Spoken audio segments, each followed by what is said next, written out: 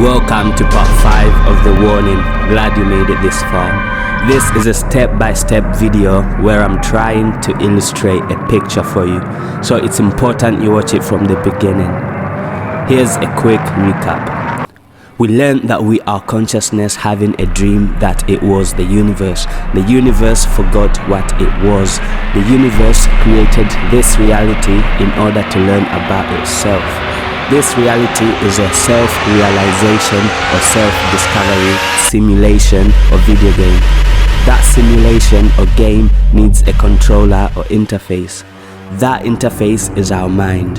Our mind comes with 2 avatars. Each avatar has its own opposing point of view. One avatar is called the false self. This avatar sees itself as separate from everything, fears death, and just wants to survive. The other avatar is called the true self. This avatar sees itself as being one with everything, doesn't fear death, so wants to do more than just survive. We learned that these avatars are just tools. They can be used by consciousness. Neither one is good or bad. Like any tool, what would make it good or bad is how it is being used. So, consciousness can step into the point of view of either avatar. However, if consciousness is below a certain level, or if you are not present enough in the control room, one of the avatars will automatically run the show because of the algorithm.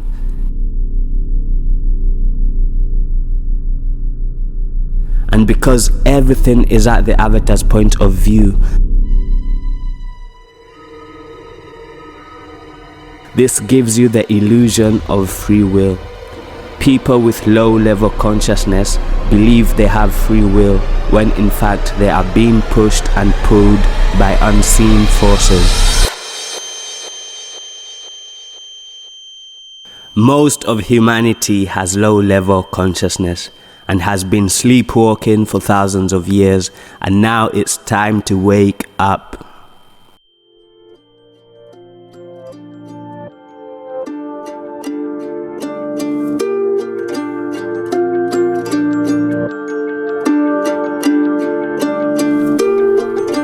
You might be wondering why humanity is asleep. Before we get into that, we need to learn a bit more about this simulation and its history. The universe has been designing this simulation for millions of years. Remember, this is a self-discovery simulation. The universe made billions of life forms, and not just on planet Earth. Each life form is contributing to the learning of the universe. Each life form has consciousness, and each life form has different capacity to hold consciousness. On this planet, human beings have the largest capacity to hold consciousness.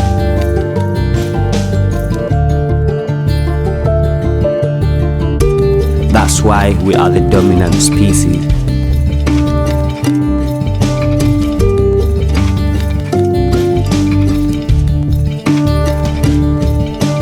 An important thing to note is that we started off the simulation inside the false self's point of view, which makes sense because we needed to forget who we really are. Remember, it's a self-discovery simulation.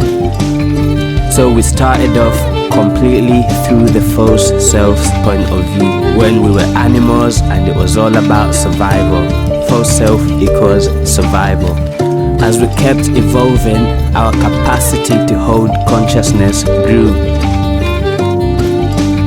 This gave us the ability to step outside the false self's point of view.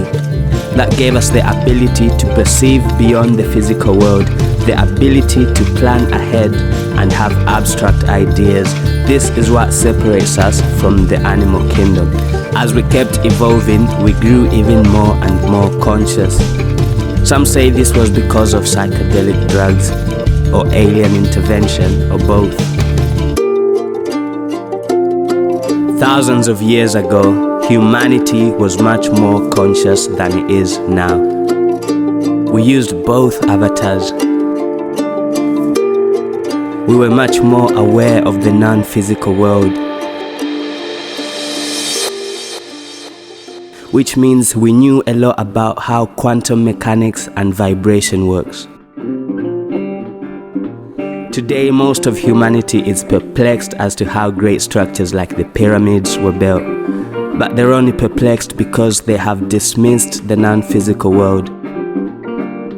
Today's science is only based on the material world, which is only a small part of reality. Back then, we knew about the vibratory nature of the universe and how to manipulate matter through vibratory harmony. Thousands of years ago, humanity was more advanced than it is now. Advancement can be measured in so many ways. Thousands of years ago, humanity had advanced civilizations that were in contact with other advanced civilizations from other planets. If you find that hard to believe, think of the fact that this is one planet.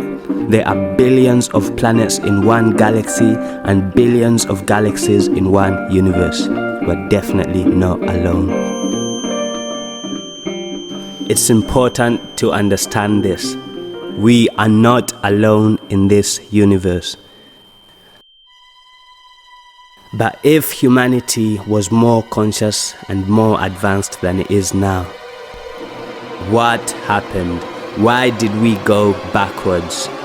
Why did we forget who we really are? How did we fall into such a deep sleep?